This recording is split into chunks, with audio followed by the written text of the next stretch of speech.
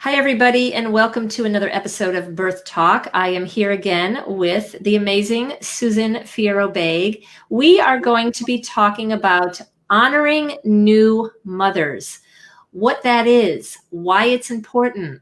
We'll be sharing some stories and some things you can do. It's such a precious and important time of a woman's life, of a new mom's life, and I don't think that our culture really knows the importance of it. So let's talk today about the importance of that. Hi, Susan. Hi, Lynn. How are you doing today? Good. Very good. Excited to have another great discussion with you. All right. And Susan is a mom of 7 children. I'm a mom of 6. And there are things that we were so grateful for, the help and the time to do what we needed to do with our newborns. And there were times where we would have appreciated more. So over the years, we've seen and experienced and helped others. And so I think you're going to like today's show. So I guess, why are we talking about this topic? Why is this important to you? Because that time of having a new baby is so special. And it's even sacred in my belief.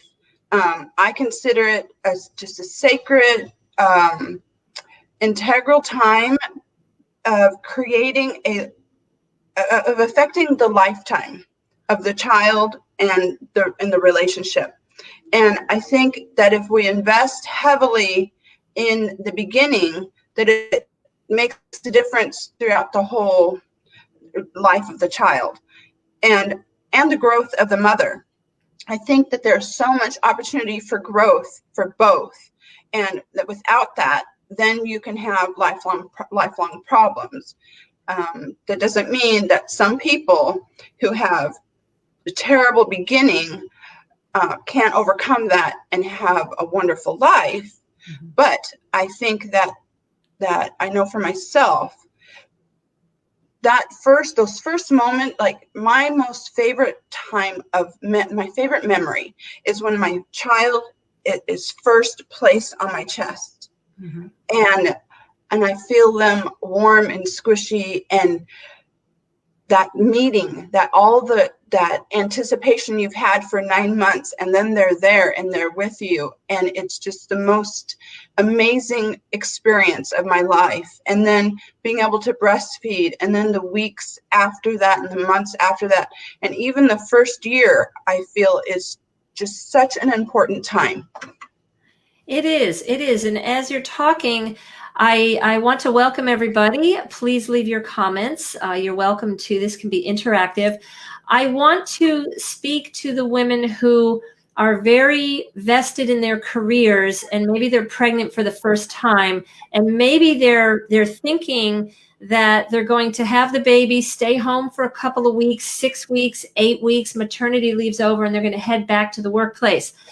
My husband and I, when we gave talks in a conference for the Engaged program, we always suggested to people to try to live on one salary so that the woman would be in a position to make the choice if she wanted to stay home. Because so many women, career women, have said, wow, my life has changed. I had that first baby, and you want to give yourself the freedom and the luxury to stay home as long as you would like, and as long as whatever this is a preference and a value decision for you, but leave the opportunity open. I've known many sad moms, the maternity time is up and they head back, and then the whole day there's this longing, there's this missing for the baby, and they can't respond to that because they're committed to their job and the expectations and maybe the mortgage on the house and the financial need for her to return to her career or job. So if at all possible, to honor a new mother, to try to set yourself up to a situation where you can bond to your baby and maybe recreate your new family unit, because you might have goals, something happens in your life and you might change. So that's one thing that I wanted to mention. Some people have a missing and a longing if they've already made the decision before this baby's born. So I just wanted to have people think about that. Well, it's very hard in our society to live on one income nowadays. It used to be much easier. Things were set up, like insurance and all of the extras that we have now didn't exist years past. And particularly the male could be the breadwinner and the woman could stay at home. That was much more common. It's much more challenging now. And that doesn't mean it's not possible. In order to make it possible, you have to be willing to make sacrifices. Yes. And you and I have shared with each other how the way we raised our children really reduced costs. We breastfed. I did cloth diapering for some of the time. We homeschooled. I didn't buy toys for my kids. Like, we didn't buy a lot of plastic toys. They just had some very basics, and I get engaged with them more, and I didn't have the expensive daycare. Daycare is a huge expense for people. It's, of course, always easier and even more preferred if you can have a family member like your mother, but not everybody has that luxury. Yeah. But there is the society kind of drive that encourages people to complete college and buy your house and have your nice car and have a house, not just a little starter house, but like a relatively large home. Yeah. It's just all of the basic needs have been inflated. Yes. So much. So, you want to be of course you want to be in a nice neighborhood, but a certain neighborhood, and have all these things checked off before you start your family. And that's putting people also, that's a whole other discussion of having children later in age, more in the 30s after they've accomplished everything. And it's not that I'm judging other people. I have friends who live all kinds of different lifestyles, and I love them and don't judge them. Mm-hmm. But what I found value for myself and what I feel is important, that's what I'm speaking about. And if somebody else can learn something from that, great. But I'm not here to judge somebody else and put down their decisions.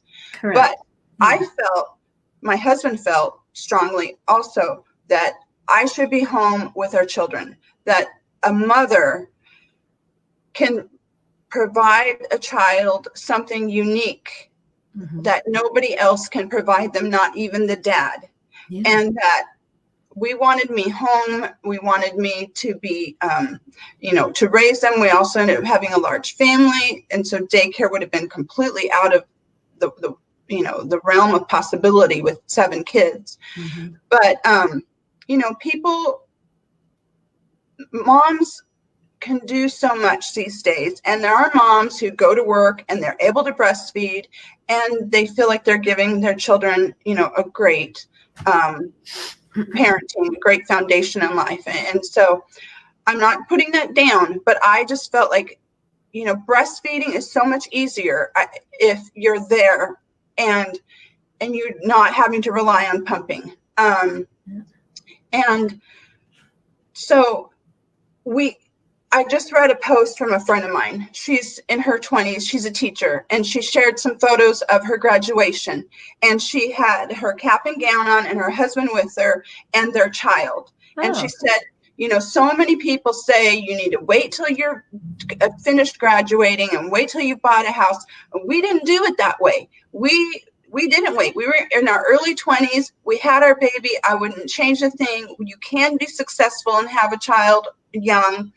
And I love motherhood, and I'm so glad that I did it this way. Great. Yeah. So she chose, a different option than what the norm has become. Yeah. And so I don't think she feels like she had to sacrifice anything. Mm-hmm. And I think her mom or family member helps to babysit the child. But many times we do have to make sacrifices. I didn't finish my education. If I could go back, I probably would have still finished my education. I think I could have went to school and had the help of my mother, but I'm very glad I didn't work, even though it did make our lives a struggle. I do think there's some things we could have done differently, but hindsight is 20/20. Right. But my kids, even though we've struggled, they have expressed how grateful they are for everything. They appreciate the hard work that their parents have done and the sacrifices we've made. Yeah. And many of them have told me that they wouldn't change a thing. Mm-hmm. And, you know, we went through some extreme experiences, and still they say they wouldn't change a thing, and that they loved their childhood. Nice, nice. One thing I want to discuss is that when you become a new mother, things will change. For example, you set a picture up of people wanting to be successful, having the large home. Perhaps the couple goes out to dinner 3 nights a week. My husband and I did that. Perhaps before kids. Perhaps the couple has a large home and they keep it nice and clean and neat. Maybe they have a maid service, maybe they don't, but they have plenty of time for the self and for their relationship. When a baby comes along, I have strong suggestion that the 2 most important things for the new mom: get your sleep and breastfeed your baby. The house can be dirty and messy. The meals can slip a little bit, but some women are not willing to do that. They still feel they have to do 100%, keep their life going on the same schedule before baby. That has got to be the hardest transition for new moms, to let things go, to allow others to help, to maybe ask the husband to cook more. There's many books out there where you can make your meals and put them in the freezer and have several meals in the freezer. You can prepare ahead of time for those first 2 weeks or so. And don't be afraid to accept meals from neighbors or family members or whoever. So you've got to be willing to let some things go. Maybe you can't give attention to your 2.5 or 3-year-old, but you have to ask your young child to help. Can you bring the diaper? Do you want to sit on the couch and hold the baby? Oh, look at the baby's head. Make them special too, because there might be dynamics where somebody might get jealous of the new baby, even the dog. The attention is focused on that baby because that baby has needs. So becoming a new mother means letting some things go for a while. And please don't worry about your body. If you've gained 35 pounds, you had the baby, you look at your belly and you're like, wow, it looks still like I'm 6 months pregnant. Don't worry about that. That's vanity. Don't worry. You'll have many years to get yourself in shape after the birth of your baby. Well, and, you know, breastfeeding can also help with that. Mm-hmm. I know it did for me. Some women will say, I breastfed, I gained weight. It didn't help at all. But there are women that breastfeeding, you do burn a lot of calories. Of course, you want to eat and drink, you know, your calorie intake increases, the demand increases. But it does help you to lose some of the weight. At least it did for me. Yeah. I also did ecological breastfeeding. So I breastfed on demand, and I didn't use bottles or pacifiers. But yes, your body, you know, I just feel like that first, especially 2 weeks, I kind of see it like you have 2 weeks, a month, 3 months, 6 months, a year. You have these different, you know, goals or line, transition, time period, stages, milestones. Okay. And, you know, some women, I feel strongly that we need to see that time as just like a time where the mom and the baby need to be kind of like in a little bubble. And some women disagree, and they feel like they would go crazy if they were at home with their baby and not doing outside things, because, you know, we have this push that women have their baby and they get up and they go. And yes, we have heard stories of traditional women giving birth in the field and then going and working, and, you know, that's a whole like natural birth is, you know, so great because you can resume your life so much easier than if you have a C-section. So, you know, there is that whole thing, but ideally we don't want to give birth in a field and go right to work. We want to give birth. I mean, giving birth in a field may not be so bad, but returning to work right away would be. you want that time. And many cultures, traditional cultures, they had a special time, a couple of weeks where the mom, and biblically there was a couple of weeks or even maybe months where the mom was set apart and it was a special time. And we want to honor that. And I know with my first, I got up, I went to the grocery store, I did things very soon, took the baby to the newborn appointment, and I was, cleaning my house, being more active, and I ended up getting a breast infection that threw me back in bed. You feel terrible when you have a breast infection. You can breastfeed through a breast infection, and I did, but I felt horrible. And I realized with my future pregnancies, I had the thought, maybe I did too much. Maybe that was my body's way of saying, you need to slow down. And if you're not going to, we're going to make you slow down.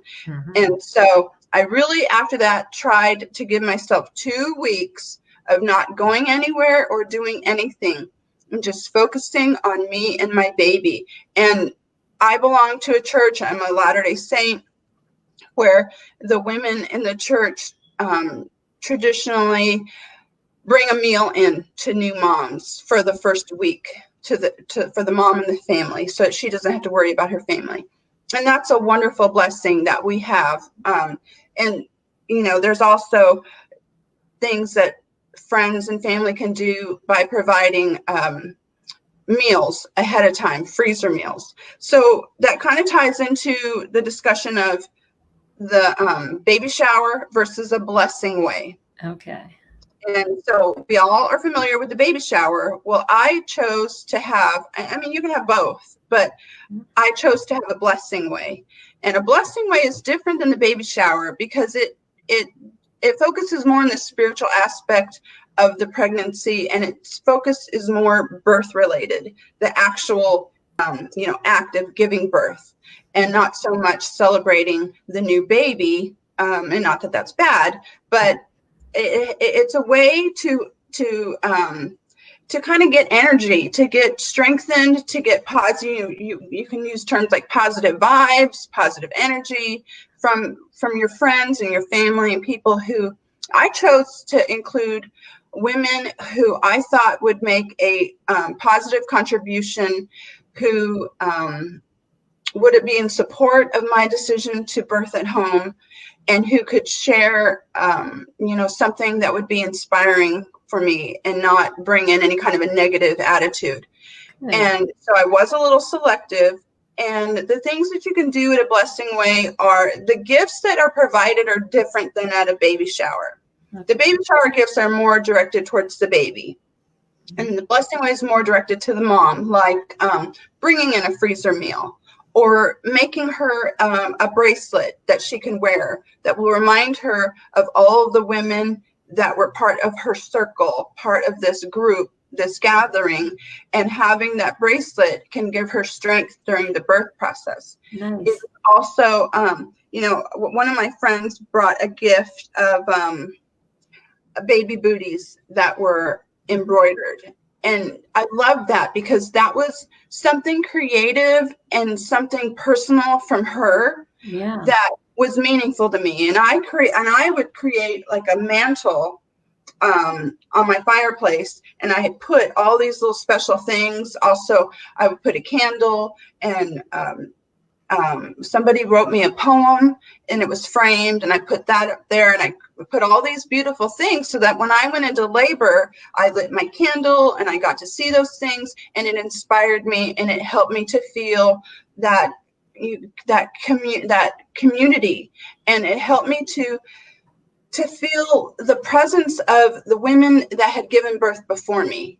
And so that was meaningful to me because when you think about birth, my mom gave birth to me, my grandmother gave birth to my mom. You have this link going back of all these women who have successfully given birth. Right.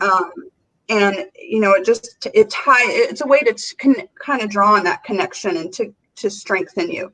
And so some of the gifts that were given to me were meals. And I'm wanting to find something to share. So maybe you want to share something while I look for this. Okay. Let's see. Well, why don't I read the quote? I was going to save this till later, but this is probably going to take like, I don't know, 2 minutes. Okay. The most important person on earth is a mother. She cannot claim the honor of having built Notre Dame Cathedral. She need not. She has built something more magnificent than any cathedral, a dwelling for an immortal, a dwelling for an immortal soul, the tiny perfection of her baby's body. The angels have not been blessed with such a grace. They cannot share in God's creative miracle to bring new saints to heaven. Only a human mother, hang on a second, only a human mother can. Mothers are closer to God the Creator than any other human creature. God joins forces with mothers in performing this act of creation. What on earth is more glorious than this, to be a mother? And of course, that's a Catholic context from Cardinal Joseph Mincenti. But I just like how that honors the mother, the woman as a mother of a baby. So, and her work on earth is extremely important, more important than any celebrity, well-known celebrity, more important than even a CEO of a company. You are responsible for a life that, and like you said, if you start off and give that baby nourishment, especially within the first year, hopefully you will ward off problems later on. Crime, poor school performance, emotional problems, whatever. So, okay. Did you find what you were looking for? You know, what you read is beautiful, and it just kind of testifies to the whole sacred nature of the mothering and the birthing and childbearing experience, and how we need to honor that. And, you know, when you honor mothers, you're honoring that this hugely significant time in humanity. Yeah. Is giving birth and what we call the baby moon, the postpartum time. Mm-hmm. And so I wanted to read a scripture, and it's from 2 Timothy 15. It says, I am reminded of your sincere faith, a faith that dwelt first in your grandmother Lois and your mother Eunice, and now I am sure dwells in you as well. And so that scripture just kind of, you know, taught me just the importance of our connection with our elders and our ancestors and the women who gave birth to us and breastfed us, and that connection that we have. We have a connection going back with these women before us, and not even just our direct line, but all of the women through time. Right. And so we can draw on that and gain strength from that. And so that's, you know, what the Blessing Way did for me. My friend Jenny Hatch, who was on here, my best friend, she was at a couple of my Blessing Ways, and with my fourth child, she sang a hymn, and Matthew was in my womb, and he just leapt in my womb at the time. It was amazing. It was like he was responding to her singing, and it's a beautiful experience to share with your friends. And so speaking of baby moon, you know, with my, I have 7 children, and the first 2, we've had several discussions, but for those who haven't seen the previous discussions, my first 2 were in the hospital with midwives, and my last 5 were at home.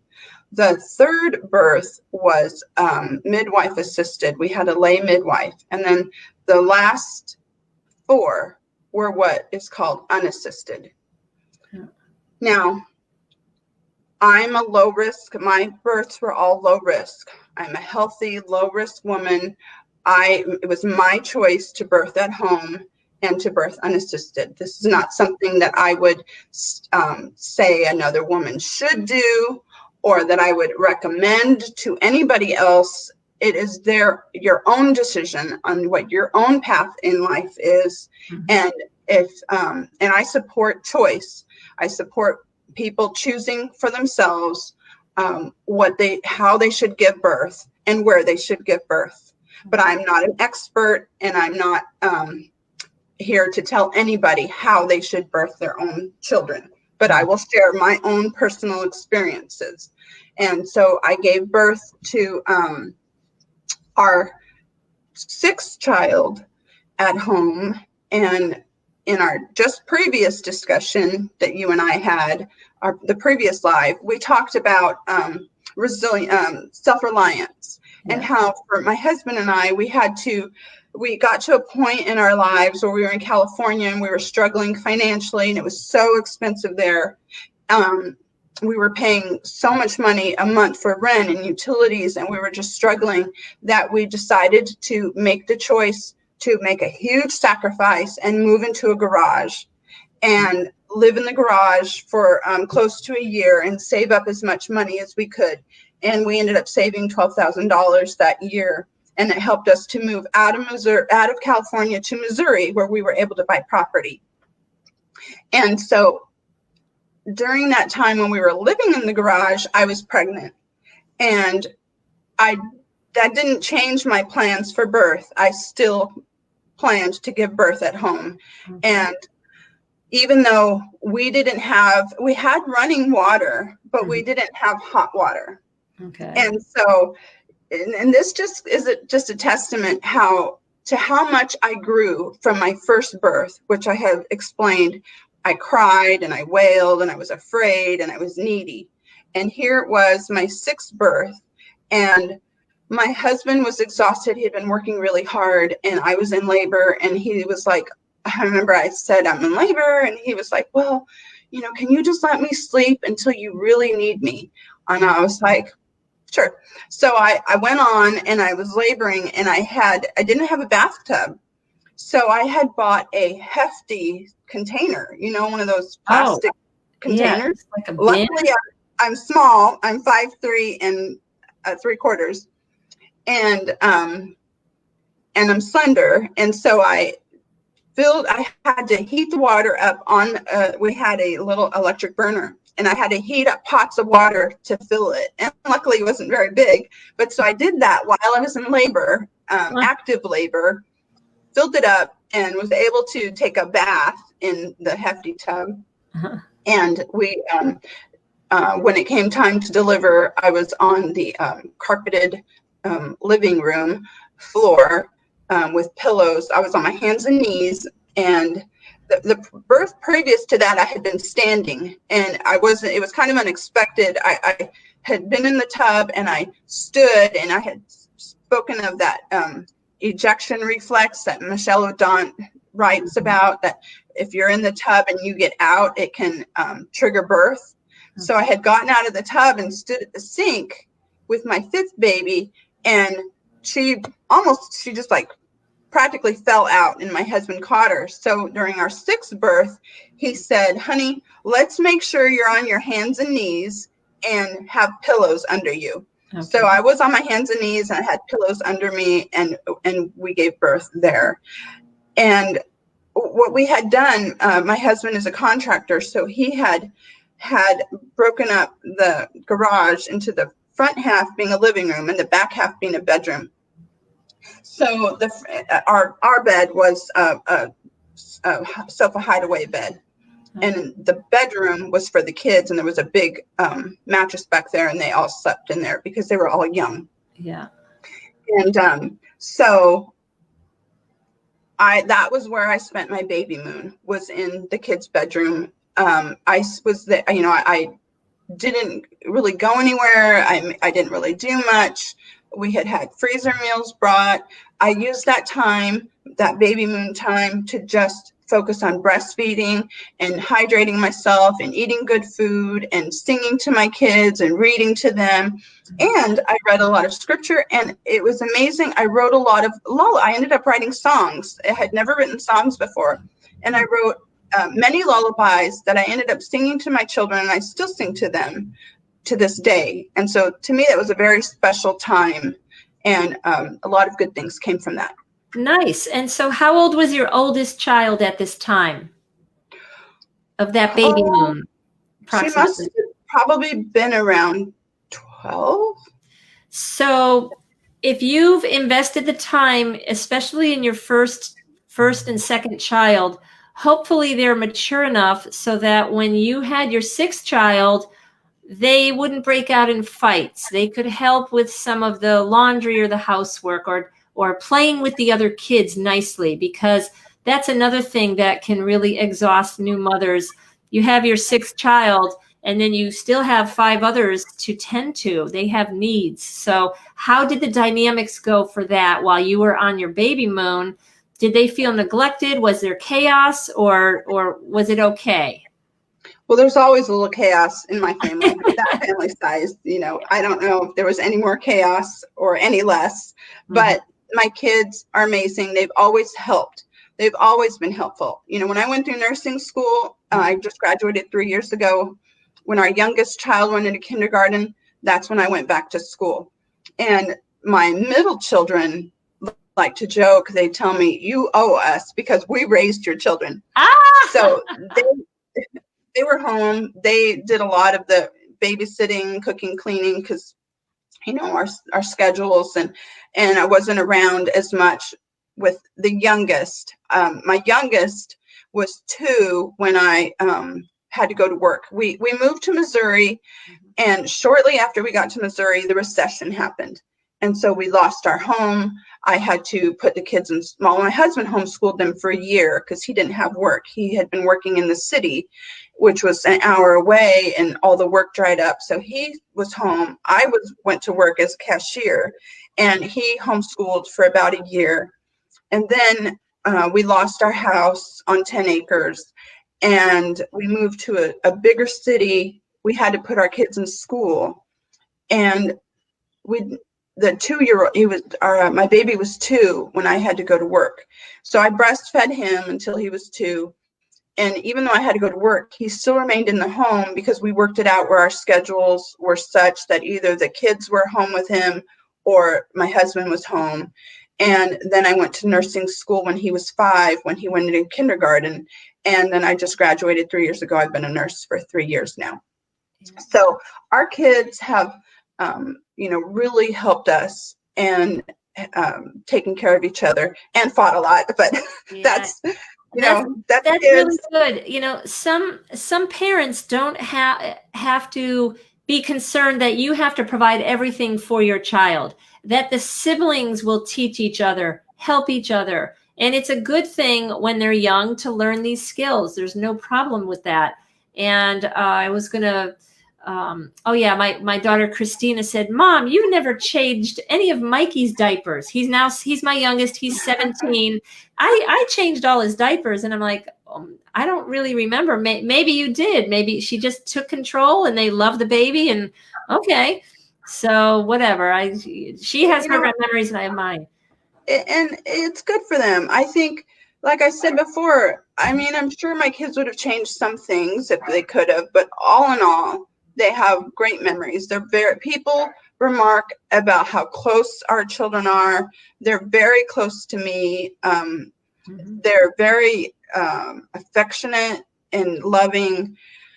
And even when they've had some rebellion and we have had some issues, they have always been very loving. They look out for each other. They just have a really great love and an appreciation for the things that we have. And they're all very thrifty. They love thrift shopping. They're at, Christmas time, our older ones, my husband and I don't even really have to worry about too many gifts for our younger kids, because all the older ones, they all give to each other, and the older ones are very generous and considerate, and just give them the most wonderful gifts. And this last Christmas, we did something different. We had never been on a family vacation in the sense of us go somewhere to a destination, stay in a hotel. When they were younger, we lived in California. We were always at the beach. We were always doing things. We'd go camping. We were always doing something fun. Yeah. But here in Missouri, it's been more challenging to really go anywhere or do anything because of the struggle, but 2, there's nowhere to go in Missouri. there's no beach here. There's last year you took a lot of excursions within an hour away. You found many nice parks. You had nice photography, and you've discovered the county parks and the little field trips like that. Yes. Well, when for us, a big part of our struggle was, when you have that size of a family, it's hard to go anywhere because even if you're packing a lunch is expensive, and then gas, you have to have a reliable vehicle. So we had spent many years at home, not really doing a whole lot, particularly because I was in school and I was working. I worked part-time while I was in school. I was very busy. So some of our younger kids did miss out on some things that the older kids did experience, like sports, which isn't, in my view, ideal. I would have loved for my younger kids to have experienced sports also, but I have to just tell myself that not everybody has that opportunity. They will gain different strengths and different their life experience is a little bit different than the older kids, and they're still, my daughter, she's 15. She didn't get to play sports like my older kids did, but she's in high school and middle school. She puts herself in every sport there is. Yeah. She tried out for the soccer team.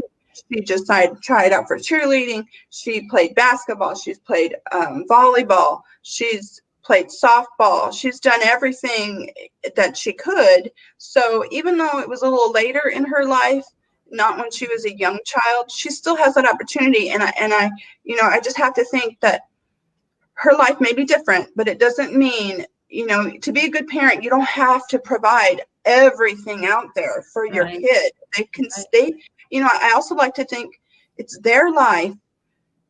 They have choices, and part of life is learning to forgive, because I think we all have to learn to forgive our parents for something.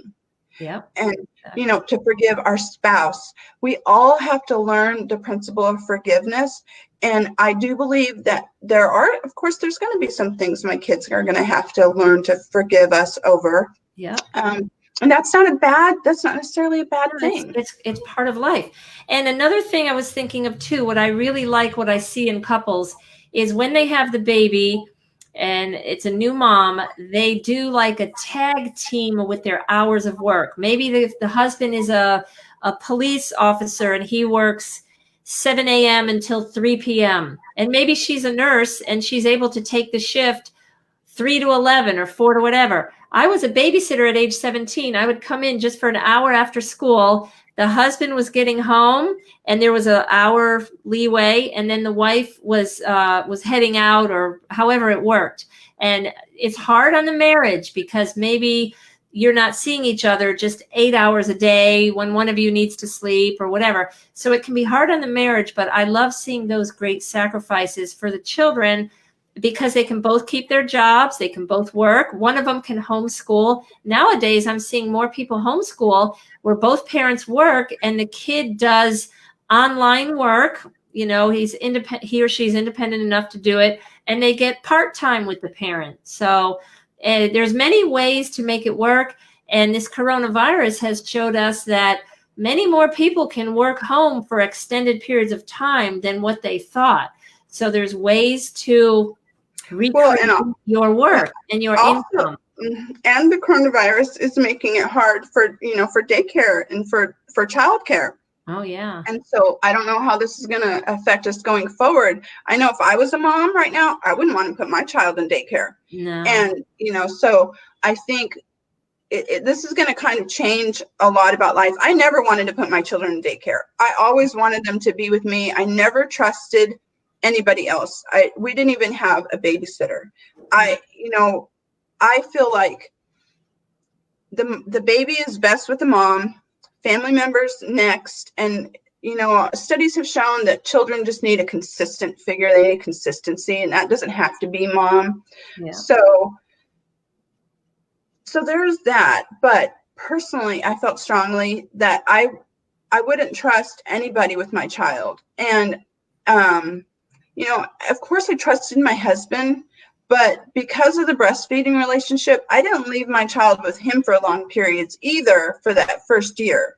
Correct. He loved it when he would often say, you know, I don't have a boob, I can't do anything for them.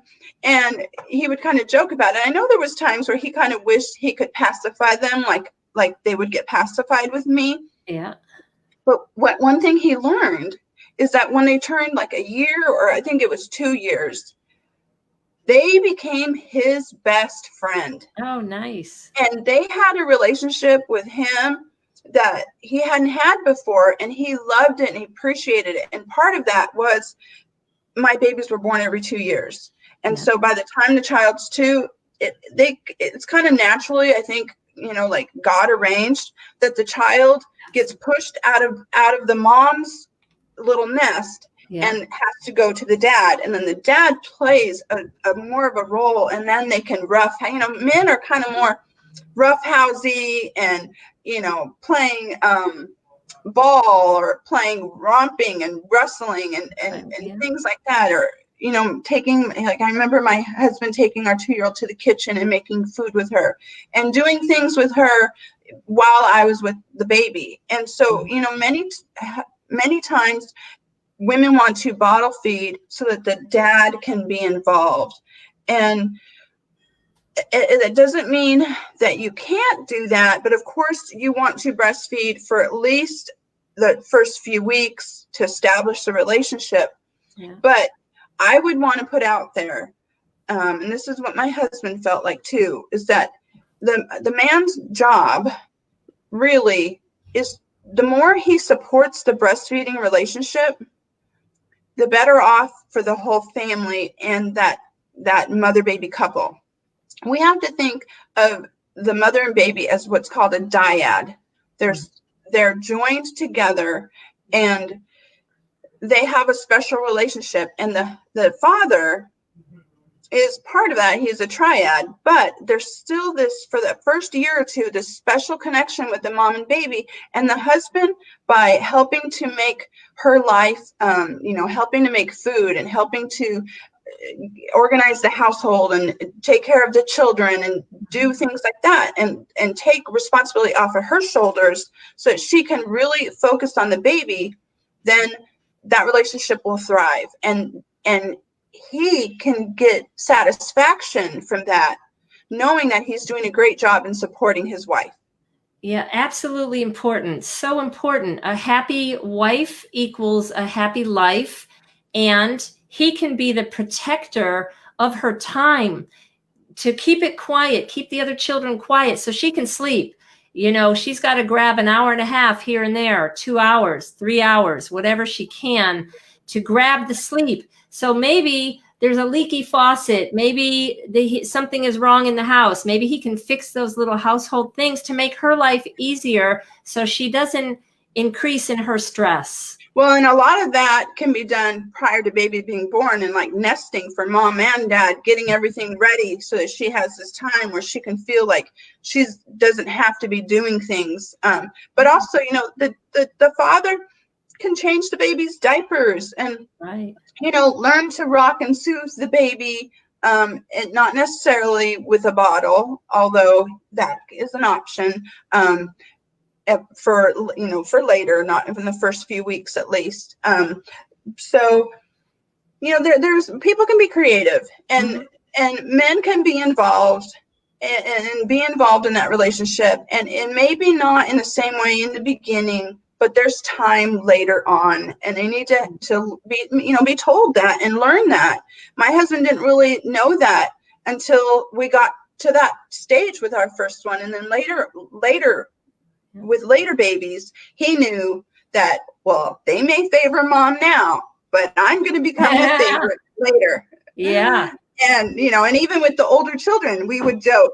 My oldest daughter, I would call her, she was Disneyland and I was McDonald's, even though we don't frequent McDonald's a lot. My sixth baby loved being with her sister until it was time to nurse, and then she wanted mom. Oh, yeah. So, you know, yeah. But I wanted to share a quote. Okay. This is from a book called The Tao of Motherhood. Okay. And it says, Everything which endures can only do so because eternal consciousness gives it sentience.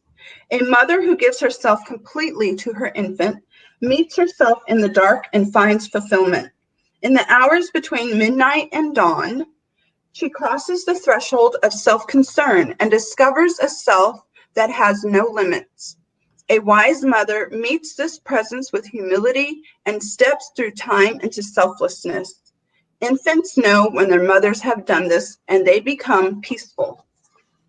Nice. Who, then, is the doer? Is it the infant who brings its mother through the veil of self-concern into limitlessness? Is it the mother who chooses to hold sacred her infant's needs and surrender herself? Or is it the one which weaves them both through a spiraling path towards wholeness? You can sit and meditate while your baby cries himself to sleep, or you can go to him and share his tears and find yourself. Wow. That is a nice note to end this conversation on. I want to real quick share just a couple to end our conversation with a couple of photos. All right. Of actually paintings. These are by an artist whose name is Sandra Byerman. All right. Can you see that? Nice. And I just love it. It shows this mother and baby dyad, and this, you can see there's, it's a circle there between them, and it just honors that first couple of years of life. Yeah. And I love beautiful. This makes me think in the Book of Mormon, there's a scripture that says that we are to succor those who are in need of succor. And that's what mothering does. We nurture those who need it. We succor those who need it. And that's it's a sacred thing. And to me, that this picture illustrates that.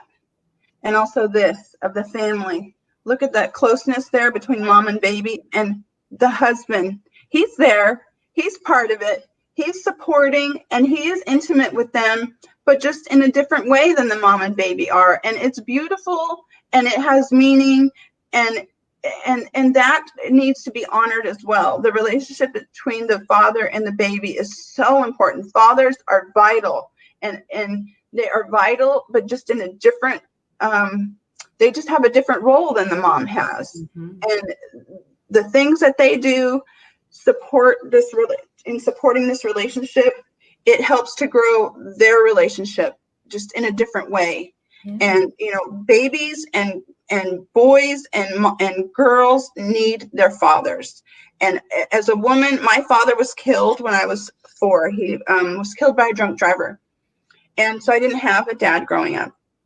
And what I've learned is that when girls particularly girls don't have a father, it can cause a lot of issues in their teenage life, because they're looking for a father figure. And the same thing with boys, but just it would affect them in a different way than it would girls. And we know that fathers are so important, and that leads us to Janelle's work of the other side of the glass, in the movie that she did about the importance of fathers, and also Jenny's work of the importance of fathers during birth. And so I just wanted to say fathers are vital. They just have a different role. That's right. That's great. Thank you so much. I've enjoyed this conversation. It's been wonderful as usual. And thanks everybody for watching, and I hope you have a great day. Bye. Thank you.